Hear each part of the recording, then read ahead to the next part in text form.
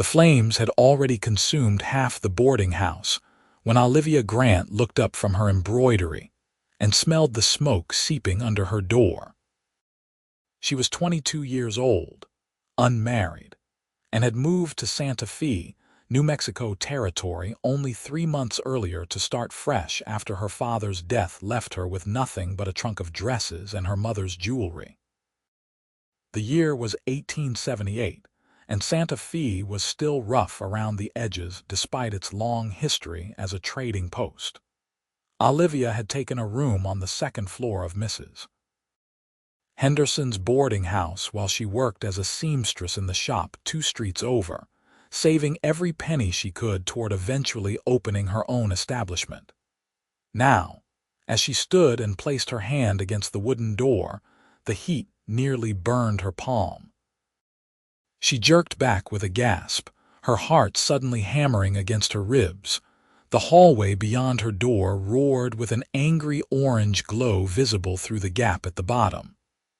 Smoke poured in faster now, gray and thick, making her cough. Olivia ran to her window and threw it open, leaning out into the cool evening air. Below, townspeople were gathering, pointing, shouting.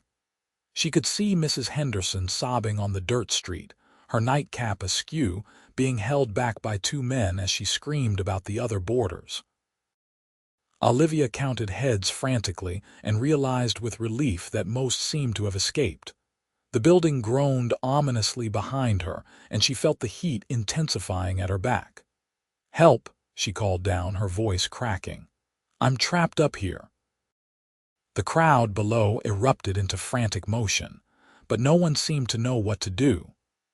The volunteer fire brigade was pulling their cart up the street, but Olivia could see they were still minutes away, and the way the flames were spreading through the old timber structure, minutes might be too long. She coughed again, harder this time as more smoke filled her small room. Her eyes watered and her throat burned. She grabbed a shawl from her bed and pressed it against her nose and mouth, leaning as far out the window as she dared. That was when she saw him pushing through the crowd with purpose in every stride. He was tall and lean, wearing dusty trail clothes and a wide-brimmed hat that shadowed his face until he tilted his head back to look up at her. Even from the second story, she could see the intensity in his eyes, could see him assessing the situation with the quick calculation of someone used to making life or death decisions. He wore a gun belt low on his hips, and his dark hair curled slightly at his collar. Without hesitation, he moved to the side of the building where a wooden trellis supported a climbing rose bush. "Hold on," he shouted up to her, his voice deep and commanding even over the chaos around them. "I'm coming up." Before anyone could argue or offer a better plan, he grabbed the trellis and began to climb. Olivia watched in amazement and terror as he pulled himself up hand over hand, his boots finding purchase on the wooden lattice framework. The rose thorns tore at his shirt and scratched his arms, but he didn't slow down. Below, people were shouting warnings about the fire spreading, about the building's instability, but the cowboy kept climbing with single-minded determination. The trellis creaked under his weight, and for a heart-stopping moment, Olivia thought it would tear away from the building entirely. She gasped, pressing her shawl-covered hand to her mouth, but he redistributed his weight and kept moving upward. When he was close enough, he reached out one hand toward her window. "Can you climb out?" he called. Olivia hiked up her skirts without thinking about modesty and climbed onto the window sill. The drop below made her dizzy, but the alternative was burning to death in her room. She could feel the heat intensifying behind her, could hear the crackle of flames consuming the hallway. She reached out toward him and their fingers touched. His hand was calloused and strong, closing firmly around her wrist. "I've got you," he said, and something in his voice made her believe him completely. "Put your foot on that crossbeam there." She did as he instructed, her heart in her throat as she left the relative safety of the window sill and trusted her weight to the trellis and to his grip on her arm. Her boot found the beam and she clung to the lattice with her free hand, splinters digging into her palm. The cowboy shifted his position, wrapping one arm around her waist to steady her. "Now we go down together," he said, his breath warm against her ear. "Nice and slow. I won't let you fall." The descent seemed to take forever and no time at all. Olivia's world narrowed to the feeling of his arm around her, the scratch of wood under her hands, the shouted encouragements from below, and the terrible heat at her back as flames burst through her window above them. She didn't look down, focusing instead on following his quiet instructions about where to place her feet, which handholds to use. Twice the trellis groaned and shifted, and twice he held her tighter, taking more of her weight until it stabilized. When they were 10 feet from the ground, the cowboy called down, "Get ready to catch her." Before Olivia could protest, he had maneuvered them to the lowest point possible and then said, "I need you to let go. They'll catch you. Trust me." She looked into his eyes, smoke stung and watering but utterly steady, and she trusted him. She let go and dropped the final distance into the waiting arms of several townsmen who set her carefully on her feet and immediately pulled her away from the burning building. She stumbled, coughing hard, as someone draped a blanket around her shoulders. The cowboy dropped down beside her a moment later, landing in a crouch and rolling to absorb the impact. The fire brigade finally reached the building with their hand pump and buckets, but it was clear misses. Henderson's boarding house was beyond saving. The flames had fully engulfed the second floor now, and the roof was beginning to collapse. Olivia stood wrapped in the blanket, watching her temporary home and all her possessions except the clothes on her back being consumed by fire. She should have felt devastated, but instead she felt overwhelmingly grateful to be alive. "Miss, are you hurt?" A woman's voice broke through her daze. It was Dr. Thornton's wife, Sarah, who was known for her nursing skills.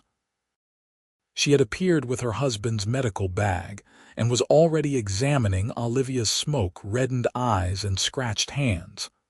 "I'm all right," Olivia managed, her voice hoarse. "Thanks to him." She looked around for the cowboy who had saved her, spotting him a few yards away being similarly examined by Dr. Thornton himself. His shirt was torn and bloody from the rose thorns, and his hands were scraped raw. He was trying to wave off the doctor's attention, but the older man was having none of it. "Anyone else inside?" The sheriff was asking Mrs. Henderson, who shook her head tearfully. "Everyone's accounted for, thank the Lord. How it started, I don't know.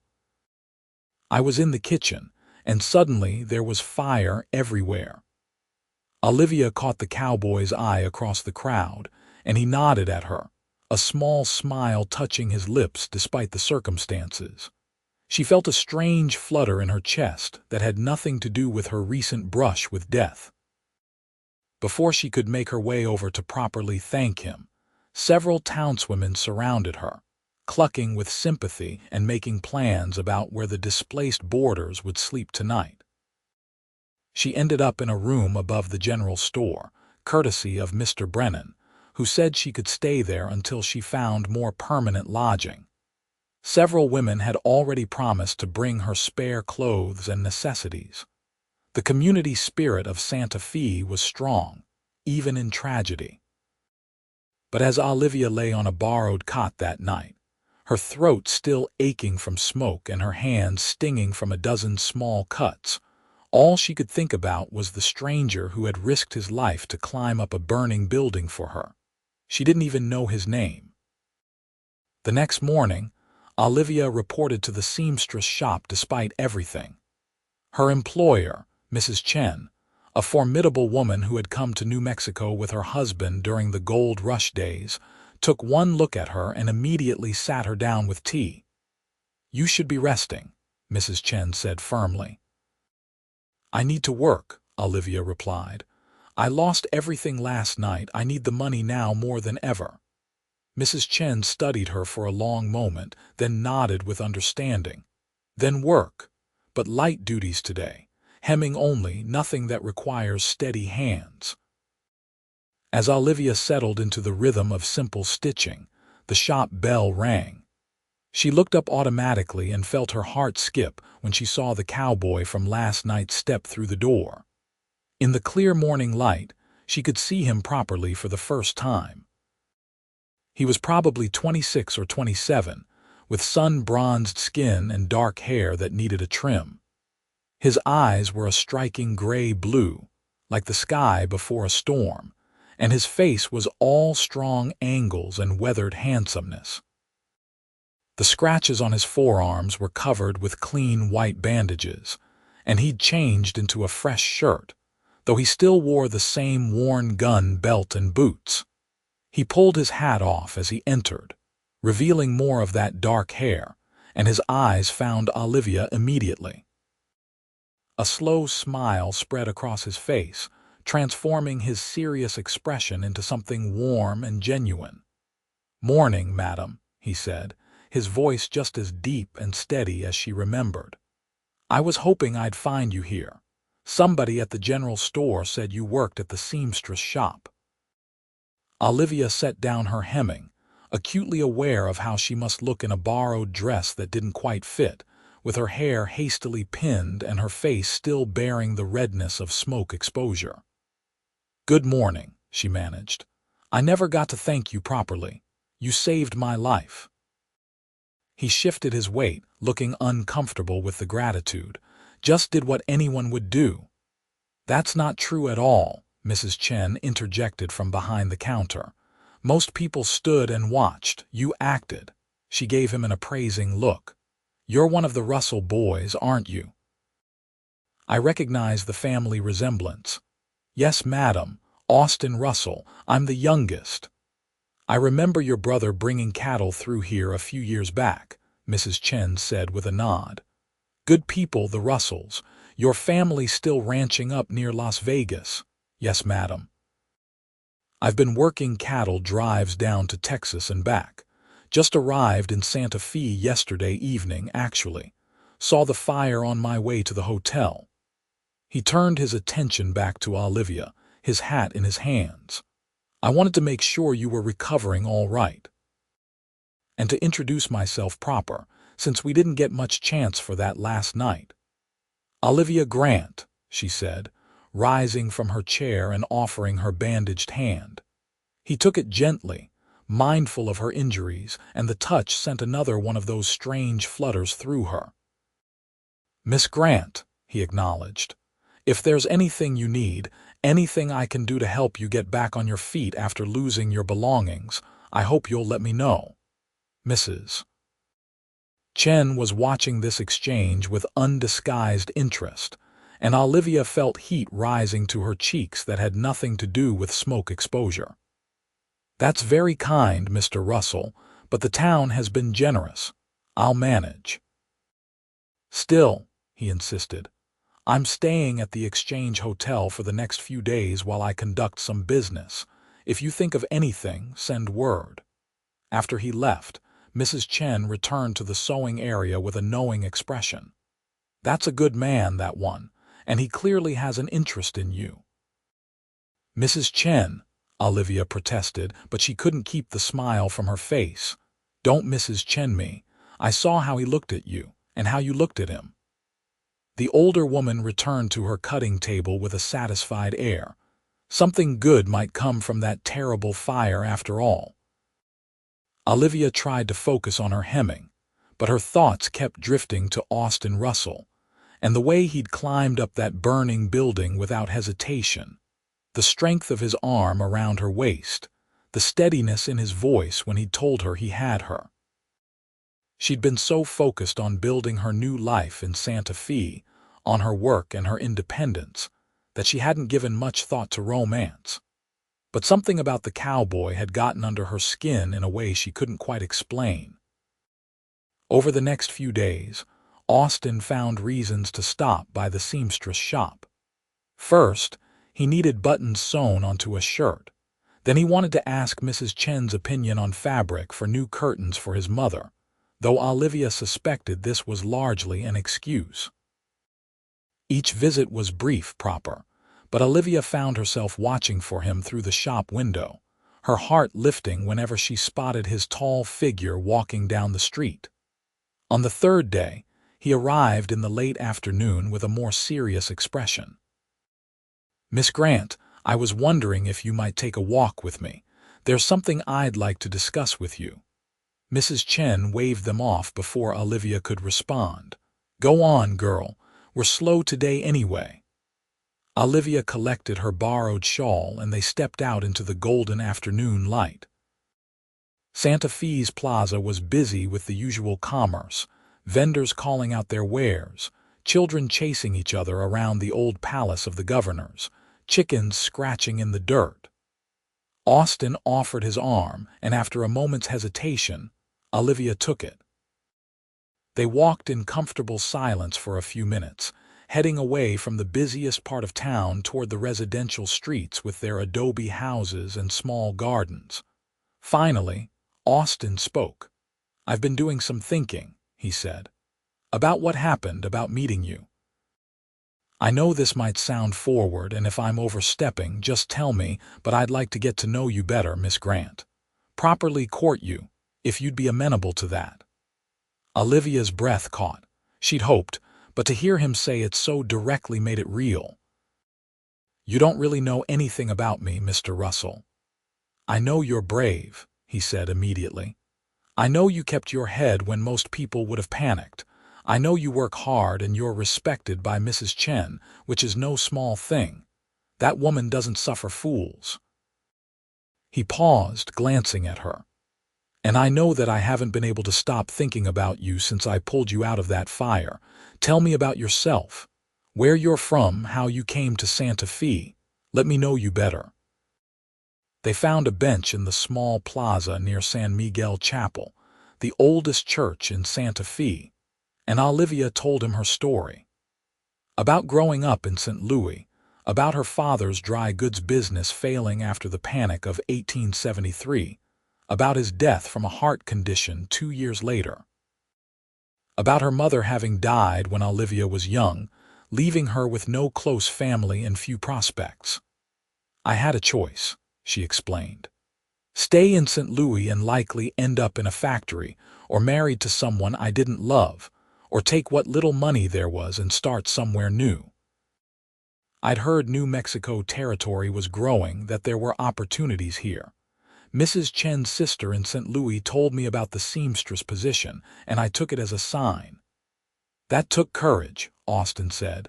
"Coming out here alone. Or foolishness," Olivia replied with a slight smile. "I'm still determining which." "Not foolishness," he said firmly. "My mother did something similar, came out from Tennessee with nothing but a strong will and ended up building a life here. She always said the West was kind to women with determination." He told her about his own family then. His parents had established their ranch in the northern part of the territory 20 years ago, when Austin was just a boy. He had 2 older brothers, both married and working the ranch with their father. Austin had spent the last few years on cattle drives, learning the business from the ground up, saving money to eventually buy land of his own. "I love the ranch," he explained, "but I want to build something myself, not just inherit part of what my father built. Does that make sense?" "Perfect sense," Olivia assured him. "It's why I want my own shop someday instead of just working for Mrs. Chen forever." They talked until the sun began to set, painting the sky in shades of orange and pink, and Olivia realized with surprise that hours had passed. Austin walked her back to her temporary room above the general store, and at the door he took her hand. "May I call on you again tomorrow?" he asked. "I'd like that very much," Olivia replied, meaning it with her whole heart.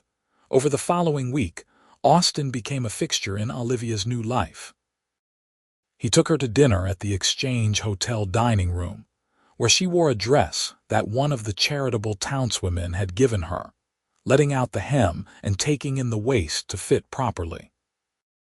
He showed her some of the older parts of Santa Fe that she hadn't explored yet, telling her stories about the city's history that he'd learned from his father. They attended a concert at the plaza, where a traveling band played guitars and fiddles, and Austin proved to be a surprisingly good dancer despite his cowboy exterior. With each passing day, Olivia felt herself falling harder. Austin was unlike any man she'd known in St. Louis. He was direct and honest, with a quiet strength that needed no boasting. He listened when she talked about her dreams for her own shop, offering thoughtful suggestions rather than dismissing her ambitions as unlikely for a woman. And when he looked at her, she felt seen in a way she never had before. But she knew his business in Santa Fe couldn't last forever. He was here to meet with cattle buyers and arrange next season's drive, and those meetings were nearly concluded. The unspoken question hung between them: what would happen when it was time for him to return to his family's ranch? The question came to a head one evening as they sat on a bench outside the old governor's palace, watching the stars emerge in the darkening sky. Austin had been quieter than usual during their walk, and Olivia could sense something weighing on his mind. "I need to head back north in 2 days," he finally said, confirming her fears. "The meetings are done, and I've put off leaving as long as I can justify." Olivia's heart sank, but she kept her voice steady. "I understand. You have responsibilities." "Come with me," Austin said suddenly, turning to face her. "I know it's fast. I know we've only known each other 2 weeks, but Olivia, I've never felt about anyone the way I feel about you. Come north with me. Meet my family. We could get married in Las Vegas, make it proper." Olivia stared at him, her mind reeling. "Austin, that's crazy," he supplied. "Maybe it is. But my grandfather proposed to my grandmother after knowing her for 3 days, and they were married for 42 years until he passed. My parents knew each other less than a month before they wed. Sometimes you just know." He took both her hands in his. "I know. From the moment I saw you in that window, surrounded by smoke and still standing strong, I knew you were someone special. These past 2 weeks have only confirmed it. I want to build a life with you, Olivia. I want to buy that land I've been saving for and build a house on it, and fill it with you and whatever children we might have. I want to help you open that shop you dream about. I want everything, and I want it with you." Tears pricked Olivia's eyes. Every practical bone in her body said this was too fast, too soon, too reckless. But her heart, her stubborn heart that had driven her to travel halfway across the country alone in search of something better, was screaming yes. "I don't have a ring," Austin continued, a note of apology in his voice.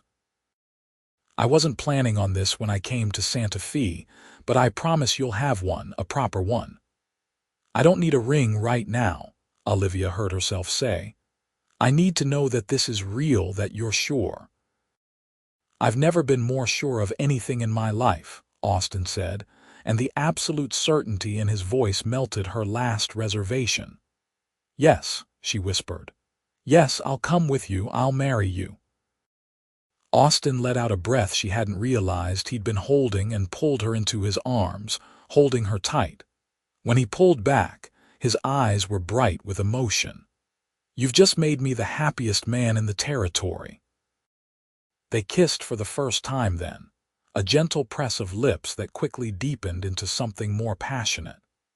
Olivia felt like she was burning again, but this time it was with want and joy and the heady rush of taking a leap into the unknown. When they finally broke apart, both breathing hard, Austin rested his forehead against hers. "We should do this right," he said. "Tell people, make arrangements. Mrs. Chen deserves notice that you're leaving." "I'll tell her tomorrow," Olivia agreed. "She'll understand." "She told me she saw this coming." Austin laughed, a rich sound that made Olivia smile. "Smart woman, Mrs. Chen. They spent the next day in a whirlwind of preparations. Mrs. Chen was indeed understanding, though she extracted a promise from Austin to write her once they were settled, and let her know if Olivia ever did open that shop. Mr. Brennan at the general store contributed a small trunk for Olivia's borrowed belongings and new things. The townswomen who had helped her after the fire now helped her prepare for a wedding, donating a nice traveling dress and a simple white blouse that could serve for the ceremony. Dr. Thornton's wife, Sarah, pulled Olivia aside before she left. "I know this is quick," she said gently, "but I've seen the way that young man looks at you. He's sincere. Trust your instincts, dear." "I am," Olivia assured her. "For the first time in years, I feel like I'm exactly where I'm supposed to be." The journey north took 3 days by wagon. Austin had purchased a sturdy buckboard for the trip, loading it with supplies and Olivia's trunk. They traveled through changing landscape, from the high desert around Santa Fe into more varied terrain dotted with pinon and juniper. At night, they camped under the stars, Austin properly sleeping on the opposite side of the fire despite being engaged. He told her more about his family during these quiet evenings, about his mother's fierce independence and his father's steady leadership, about his brothers' wives and their children. "They're going to love you," he assured her when he sensed her nervousness. "My mother especially. She's been after me for years to find a good woman and settle down." They were married in Las Vegas, New Mexico, by a circuit preacher who happened to be in town. It was a simple ceremony in a small chapel, with only the preacher's wife and a local couple as witnesses. Olivia wore the donated white blouse with her best borrowed skirt, and Austin had managed to procure a simple gold band from the local jeweler. When he slipped it onto her finger, Olivia felt the rightness of the decision settle over her like a blessing. "I promise to spend every day earning your trust in me," Austin said softly as they stood before the preacher. "I'll build you the life you deserve." "I promise to be your partner in everything," Olivia replied, "to build that life together." When the preacher pronounced them married and Austin kissed her, Olivia felt like she was beginning a new chapter entirely. She was no longer Olivia Grant, alone in the world. She was Olivia Russell, with a husband and a future and a family waiting to meet her just a day's ride away. The Russell Ranch was larger than Olivia had expected, sprawling across a valley with good grass and a creek running through it. The main house was a solid structure of adobe and wood, with a wide porch and several outbuildings visible beyond. As their wagon approached, a woman emerged from the house, shading her eyes against the afternoon sun. When she recognized Austin, her face broke into a broad smile, and she called back into the house. By the time Austin pulled the wagon to a stop, the entire family had gathered. Austin's mother, Margaret Russell, was a handsome woman in her 50s with graying hair and the same gray-blue eyes as her son. His father, Thomas, was weather-beaten and stocky, with a firm handshake and a welcoming smile. The 2 older brothers, James and William, came forward with their wives, Catherine and Elizabeth, and a passel of children ranging from toddlers to a boy of about 10. "Everybody," Austin said, his hand at the small of Olivia's back. "I'd like you to meet my wife, Olivia." The moment of surprised silence was broken by Margaret Russell's delighted laugh. "Your wife, Austin Russell, you went to Santa Fe to sell cattle and came back married." "It's a bit of a story," Austin admitted, grinning. "Well, get down from that wagon and bring that poor girl inside," Margaret commanded. "She looks exhausted from the journey and I want to hear everything." The welcome was warm and genuine. Margaret immediately took Olivia under her wing, showing her to the room that would be hers and Austin's, apologizing that it was Austin's old bedroom and a bit small. But Austin says he's planning to buy land and build his own place soon, so you won't have to share a house with your in-laws long. I'm grateful for any roof, Olivia assured her. You've all been so welcoming. Over dinner that night, Austin told the story of the fire, his voice matter-of-fact but his hand finding Olivia's under the table as he described climbing up to her window. The family listened with rapt attention, and by the end Margaret had tears in her eyes. God works in mysterious ways, she said, reaching across to squeeze Olivia's hand. He sent that fire to bring you two together. I wouldn't go that far, Thomas interjected. The fire was a tragedy. But I'm glad my son has sense enough to recognize a good woman when he sees one. The following weeks fell into a comfortable rhythm. Olivia helped Margaret and her daughters-in-law with household tasks while Austin worked with his father and brothers. In the evenings, after supper, Austin would walk with Olivia around the property, pointing out landmarks and discussing his plans for their own land. There's a parcel about 5 miles east, he explained one evening. Good water source, decent grazing. The owner's getting old and wants to sell. I've been saving for years, and with what I made from this last drive, I have enough for a down payment. We could build a house there, start our own herd. And the shop, Olivia asked. You mentioned helping me with that. Las Vegas is growing, Austin said. There's demand for good seamstresses. Once we get the ranch established, once we have steady income, we could set you up in town. You could commute in a few days a week, work from home the rest. The fact that he'd clearly thought this through, that he'd planned for her dreams as well as his own, made Olivia fall in love with him even more. They still hadn't consummated their marriage, both of them keenly aware of the thin walls in the family home and the lack of privacy. But the anticipation was building between them, evident in stolen kisses and lingering touches. It took 3 months to finalize the purchase of the land and begin construction on their house.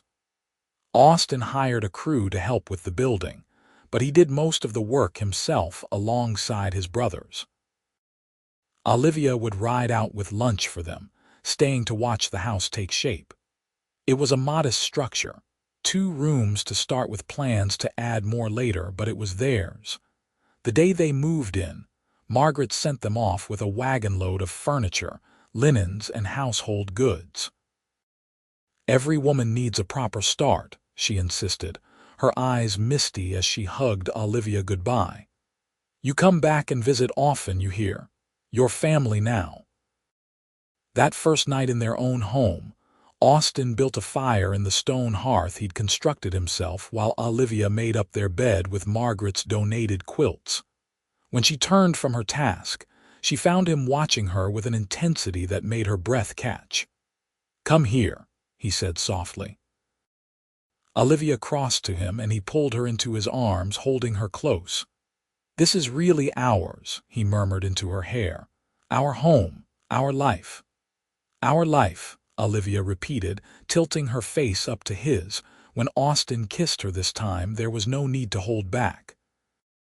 They made love for the first time on the bed Margaret had given them, with firelight flickering on the walls and the New Mexico wind singing softly outside. It was tender and passionate, and a little awkward in the way of first times, but when Olivia fell asleep in Austin's arms afterward, she felt complete in a way she never had before. The first year of marriage had its challenges. Building a ranch from nothing was backbreaking work. Austin was up before dawn and often didn't come in until after dark. Olivia learned to manage a household on a tight budget, to cook over a wood stove, to preserve food for winter. She started taking in sewing from neighboring ranches, building a small reputation for quality work. They had arguments, like any couple. About money, about how much time Austin spent working, about Olivia's insistence on contributing financially when Austin felt he should provide everything. But they learned to communicate, to compromise, to remember what had brought them together in the first place. On their first anniversary, Austin surprised Olivia with a better ring, one with a small diamond that had belonged to his grandmother. "I promised you a proper ring," he said as he slipped it on her finger beside the simple gold band. "I always keep my promises." By the second year, the ranch was turning a profit. They had a small but healthy herd, and Austin's experience with cattle drives meant he knew how to get the best prices. Olivia had saved enough from her sewing work to start seriously planning her shop. They made the trip to Santa Fe to visit Mrs. Chen, who was delighted to see them thriving. "I knew that fire would turn out to be a blessing," the older woman said smugly. "Look at you both, building an empire." "Hardly an empire," Olivia laughed, but she felt proud nonetheless. On the way back from Santa Fe, they stopped at the ruins of Mrs. Henderson's old boarding house. It had never been rebuilt, just torn down and cleared away, leaving an empty lot. Olivia stood looking at the space, remembering the terror of that night, the smoke, the flames, the moment Austin had appeared below her window like an answer to a prayer. Strange to think if that fire had never happened, we might never have met, she mused. Austin wrapped his arms around her from behind. "I don't believe that. I think we would have found each other somehow. Some things are just meant to be." 3 years after the fire, Olivia opened her shop in Las Vegas. It was small, just a single room in a building on Main Street, but it was hers. She hired a young woman named Maria to help with basic alterations while Olivia handled the more complex work. Austin built her a display case for fabrics and a counter for cutting. On opening day, Margaret and the sisters-in-law came to show support, placing orders for new dresses and telling everyone they knew about Olivia's skill. That same year, Olivia discovered she was pregnant. The news came as a surprise. They'd been trying for a while without success, and she'd begun to worry it might not happen. When she told Austin, he picked her up and spun her around, whooping with joy before immediately setting her down and apologizing for being too rough. "I'm pregnant, not made of glass," Olivia laughed. But she was crying too, happy tears of joy and relief and anticipation. Their son was born in the spring of 1882, with Margaret serving as midwife and Austin pacing holes in the floor of their now expanded house. They named him Thomas Austin Russell, after both his grandfathers, though everyone called him Tommy from the start. Austin was a devoted father, somehow finding time in his demanding schedule to help with night feedings and diaper changes, to rock Tommy to sleep singing old trail songs. Watching her husband cradle their son, Olivia was struck by how far they'd both come. 4 years ago, she'd been alone in a burning building with no future to speak of. Now she had a home, a successful business, a family, and a love deeper than she'd ever imagined possible. When Tommy was 6 months old, they made the pilgrimage to Santa Fe again. Mrs. Chen was immediately smitten with the baby, holding him expertly while catching up on all their news. They visited the empty lot where the boarding house had stood, and Olivia told Tommy the story even though he was too young to understand. "Your papa saved my life," she explained, bouncing him gently. "He climbed up through smoke and fire to bring me down, and we fell in love." "Best climb I ever made," Austin said, slipping an arm around her waist. Over the next few years, their life continued to grow and flourish. The ranch expanded, and Austin hired 2 permanent ranch hands to help with the work. Olivia's shop became known throughout the region, with customers coming from as far away as Albuquerque for her custom dresses. They added 2 more rooms to their house, anticipating more children. Their daughter, Sarah Margaret Russell, arrived in 1884, named for both grandmothers and Sarah Thornton, who had helped Olivia that night after the fire. She was followed 2 years later by another son, James, and then by a daughter, Rose, in 1888.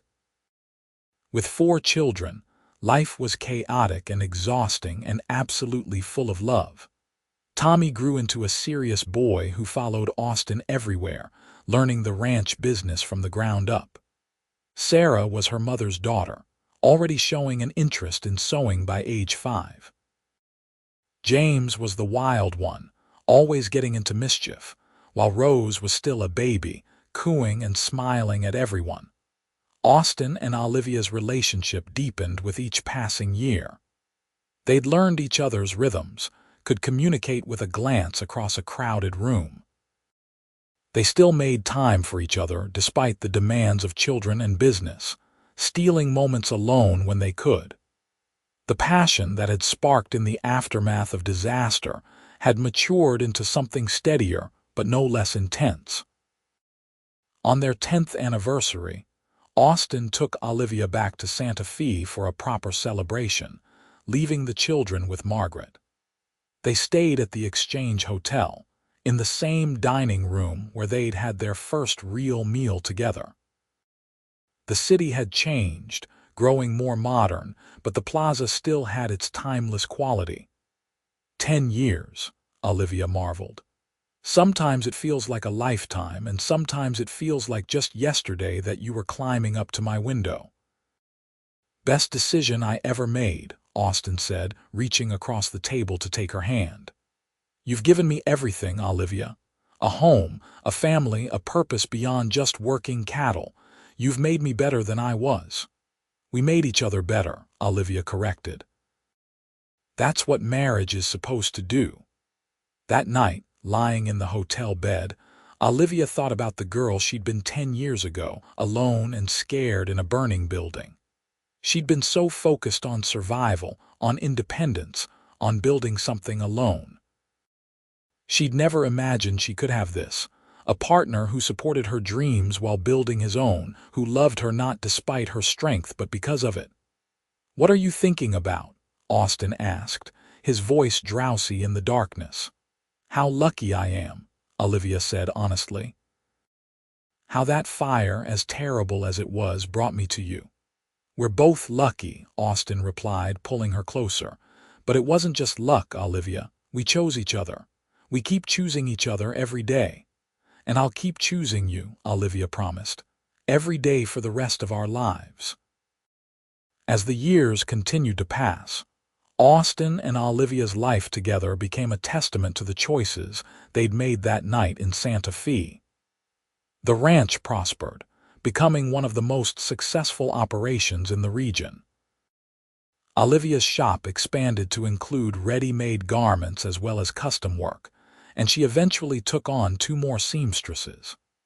They became pillars of the Las Vegas community, known for their hard work, their strong marriage, and their beautiful, boisterous family. Thomas Russell Sr. passed away peacefully in 1892, with his whole family gathered around him. At the funeral, Austin stood with his arm around Olivia, drawing strength from her presence as he always had. Margaret lived another decade, long enough to see all her grandchildren grown and to know that the legacy she and Thomas had built would continue through their children. Tommy eventually took over primary management of the ranch, showing the same dedication and skill his father had.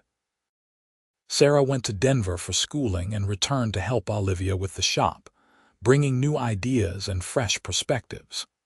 James surprised everyone by becoming a teacher, while Rose married young to a rancher from a neighboring property, giving Austin and Olivia their first grandchildren. As they aged, Austin and Olivia found new rhythms. They took more time for themselves, traveling when they could, spending quiet evenings on their porch watching the sunset. Austin's hair turned silver, and lines deepened around Olivia's eyes, but to each other, they remained the young people who had found each other in the midst of disaster. On their 25th anniversary, the entire family gathered at the ranch for a celebration. The house was full of children and grandchildren, laughter, and love. At one point, young Tommy's oldest son, all of 6 years old, climbed into Olivia's lap and asked her to tell the story of how she and Grandpa met. Olivia looked across the room at Austin, who smiled and nodded. She'd told this story dozens of times, but it never got old. "Well," she began, "there was a fire at the boarding house where I was living." The children listened with wide eyes as she described the flames, the smoke, the terror of being trapped. Then Austin joined in, describing his arrival in town, seeing the burning building, spotting Olivia at the window. "I didn't even think," he told the rapt audience. "I just knew I had to get her down, so I climbed up that old trellis, thorns and all." "Were you scared, Grandma?" the 6-year-old asked. "Terrified," Olivia admitted. "But your grandpa told me he had me, and I believed him. I've believed him every day since." Later that evening, after the children had been put to bed and the adults were relaxing with coffee and conversation, Sarah pulled her parents aside. "You two are the example we all try to live up to," she said, her eyes suspiciously bright. "The way you love each other, the way you've built this life together, it's everything a marriage should be." "We've had our struggles," Olivia said honestly. "It hasn't always been easy." "But you faced everything together," Sarah said. "That's what matters." As the celebration wound down and family members departed, Austin and Olivia stood on their porch, just as they'd done countless times before. The New Mexico sky was a blanket of stars, brilliant and endless. 25 years, Austin mused, quarter of a century. "And I'd do it all again," Olivia said, leaning into his warmth. "Every challenge, every joy, every moment, all of it." Austin wrapped his arms around her, and they stood together in comfortable silence. Two people who had found each other against all odds and had built something lasting and real. The fire that had brought them together had been extinguished long ago, but the flame between them still burned bright, a testament to love that had been tested and had emerged stronger. Years later, when Olivia was 70 and Austin was 74, they sat on that same porch, wrapped in blankets against the cool evening air. Their children had families of their own now, grandchildren were giving them great-grandchildren, and the ranch and the shop continued to thrive under the next generation's management. "You ever think about what your life would have been if that fire had never happened?" Austin asked, his voice a little slower than it used to be but still steady. Olivia considered the question. "Sometimes," she admitted.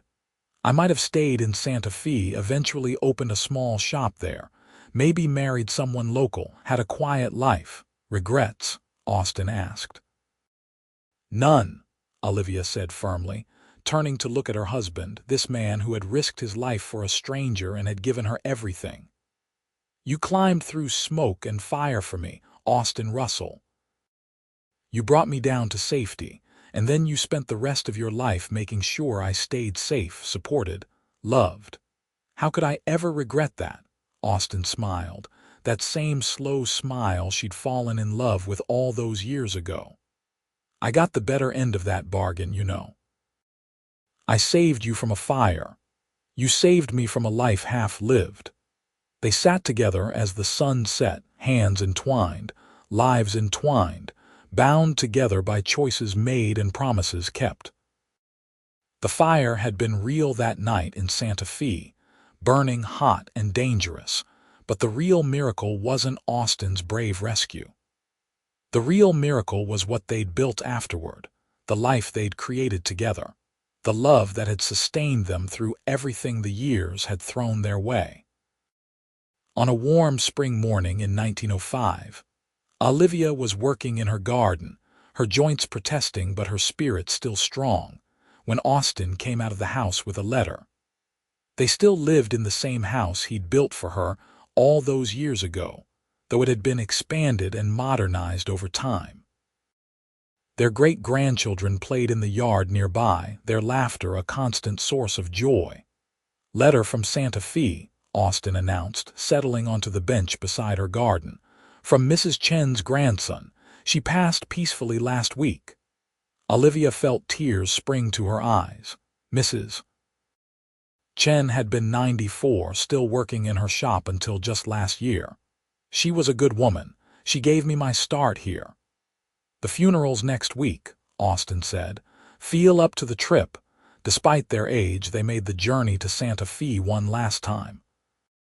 The city had transformed dramatically since their first meeting there. Electricity lit the streets, motor cars shared the roads with horses, and the old plaza had been modernized. But the bones of the city they'd known were still there, familiar and comforting. At Mrs. Chen's funeral, they ran into Sarah Thornton, now well into her 80s herself. The women embraced, and Sarah studied Olivia's face. "You've had a good life. I can see it in your eyes." "The best life," Olivia confirmed. "Better than I ever dreamed possible." After the funeral, Austin and Olivia took one last walk to the site where the boarding house had stood. A new building occupied the space now, a bank with modern brick facing. Nothing remained of that terrifying night except memory. "Hard to believe it happened right here," Olivia said. "That our whole life together started with you climbing up to that second-floor window." Austin pulled her close, mindful of her fragile bones but still strong enough to be her anchor. "Best climb I ever made," he repeated the words he'd said so many times over the years. "Only climb that ever really mattered." They returned home to find their family preparing a surprise gathering. Tommy had organized it, bringing together as many family members as could make the trip. The house and yard overflowed with Russells, 4 generations of them, all stemming from that night of fire and rescue. As the party wound down and evening settled in, Olivia found herself surrounded by her children, grandchildren, and great-grandchildren, all wanting to hear the story one more time. She looked to Austin and he joined her, their voices blending together as they recounted the tale they'd told so many times before. But it never got old, this story of how they'd found each other, because it was their story, the foundation of everything that had come after. When the last guest had left and the house was quiet again, Austin and Olivia prepared for bed in the familiar rhythm of decades of marriage. As Olivia brushed out her silver hair, she caught Austin's reflection in the mirror, watching her with the same love and appreciation he'd always shown. "What are you thinking?" she asked, the same question they'd been asking each other for nearly 50 years. "That I'm the luckiest man who ever lived," Austin replied. "That climbing up to that window was the moment my real life began." Olivia turned to face him, reaching out to take his weathered hands in hers. "We've had a beautiful life together, haven't we?" "Beautiful doesn't begin to cover it," Austin said. "You've been my partner, my love, my best friend. You've given me children and grandchildren and great-grandchildren. You've built a business, supported the ranch, made a home. You've been everything, Olivia." "You saved me that night," Olivia said softly. "Not just from the fire. You saved me from a lonely life, from never knowing what real love feels like. You gave me a purpose beyond just survival." They held each other, 2 people who had somehow found exactly what they needed in each other, against all odds and all expectations. The fire had been random, meaningless destruction. But what they'd built from that moment was deliberate, purposeful, and more enduring than any building could ever be. Austin Russell lived to be 79 years old, passing peacefully in his sleep with Olivia beside him, just as she'd been for nearly 5 decades. The funeral drew people from all over the territory, a testament to the life he'd lived and the respect he'd earned. But for Olivia, the most important testament was the family that surrounded her, the children and grandchildren who carried pieces of Austin forward into the future. Olivia lived 3 more years after Austin's death. They were quiet years, spent mostly at the ranch with Tommy and his wife, surrounded by family. She continued to work in her garden, to sew when her hands would allow it, to tell stories about the early days to any grandchild who would listen. But something essential had dimmed with Austin's passing, a light that couldn't be rekindled. She died on a spring evening in 1910, sitting on the porch of the house Austin had built for her, watching the sunset paint the sky in shades of orange and pink. Tommy found her there, peaceful and still, a slight smile on her face. Those who knew her best said she'd gone to rejoin Austin, unable to bear being separated from him any longer. They buried her beside him in the family plot on the ranch, under a sky so vast and blue it seemed to go on forever. The headstone was simple, listing her name and dates, but also the words Austin had said so many times over the years. "Best climb I ever made." The family that Olivia and Austin created continued to grow and flourish. Their children passed down the stories, the values, the example of what a true partnership could be. The ranch remained in Russell hands, generation after generation. The shop in Las Vegas eventually closed, but Sarah's daughter opened a boutique in Santa Fe that became known throughout the region, carrying on Olivia's legacy of quality and craftsmanship. In Santa Fe, a historical society eventually erected a small plaque on the site where Mrs. Henderson's boarding house had stood. It commemorated the fire of 1878 and listed the names of those who had lived there, including one Olivia Grant, who had been rescued from the second floor by Austin Russell, whom she later married. It was a small notation in the city's long history, but to the descendants of Austin and Olivia, it represented the moment their entire family began. The story of the fire and the rescue became family legend, told and retold across generations. Great-great-grandchildren would hear about Grandpa Austin climbing the burning trellis, about Grandma Olivia's courage, about the love that blossomed from disaster. Some added their own embellishments, making the flames higher, the smoke thicker, the rescue more dramatic. But the essential truth remained unchanged. Two people had found each other in the worst of circumstances and had built something beautiful together. Years after both Austin and Olivia had passed, a young Russell girl, named Olivia in honor of her great-great-grandmother, asked her grandfather about the famous story. "But Grandpa," she said, "it was just luck that Grandpa Austin was there that night, wasn't it? What if he'd arrived in Santa Fe a day later? What if he'd gone to a different hotel," her grandfather, James's son, and thus Austin and Olivia's grandson, considered the question carefully. "Maybe it was luck," he admitted, "or maybe it was fate. Your great-great-grandfather used to say that some things are just meant to be. But here's what I know for certain. When that moment came, when Grandpa Austin saw your great-great-grandmother trapped in that fire, he didn't hesitate. He acted. And Grandma Olivia, when she had to trust her life to a stranger climbing up a burning building, she chose to have faith. That's not luck, sweet girl. That's courage. And everything that came after all of us came from those two people being brave enough to take a chance on each other." The little girl considered this, then nodded solemnly. "I want to be brave like them." "Then be brave," her grandfather said. "Live your life fully, take chances on love, build something that lasts. That's how you honor their memory." And so the legacy continued, not just in bloodlines and property, but in values and choices, in the courage to act when action was needed, in the willingness to trust, to love, to build.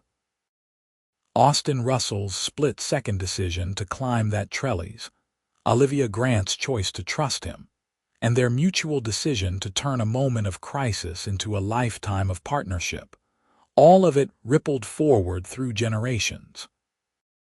The ranch that Austin built eventually grew into one of the largest operations in New Mexico. The shop Olivia started spawned 3 more businesses across the state. But more than that, the example they set of mutual respect, shared dreams, and unwavering commitment influenced every marriage that came after them in the family. Their descendants knew what real love looked like because they'd seen it modeled, first by Austin and Olivia themselves, and then by the children who had learned from them. In the end, the fire that trapped Olivia Grant on the 2nd floor of Mrs. Henderson's boarding house, and the cowboy who climbed up and brought her down through the smoke, were just the beginning of a much larger story. It was a story of building and growing, of facing challenges and celebrating triumphs, of raising children and watching them flourish, of growing old together and finding that love deepens rather than diminishes with time. It was a story that proved that sometimes the worst moments can lead to the best outcomes, that courage and compassion can change everything, and that 2 people who choose each other can build something that outlasts them both. The fire had burned bright and hot that night in Santa Fe, destroying everything in its path. But from those ashes, Austin and Olivia Russell had built an empire of love, family, and legacy that no fire could ever consume. They had taken their moment of crisis and transformed it into a testament to what 2 people can accomplish together. And in doing so, they had proved that some rescues save more than just a life. They save the future itself, creating possibilities that echo forward through time, touching lives that haven't even been born yet. That was the real magic of that night in 1878. Not just the dramatic rescue, but everything that grew from it. A whole world of love and family and possibility. All because a cowboy looked up at a 2nd-story window and decided that the woman trapped there was worth risking everything to save.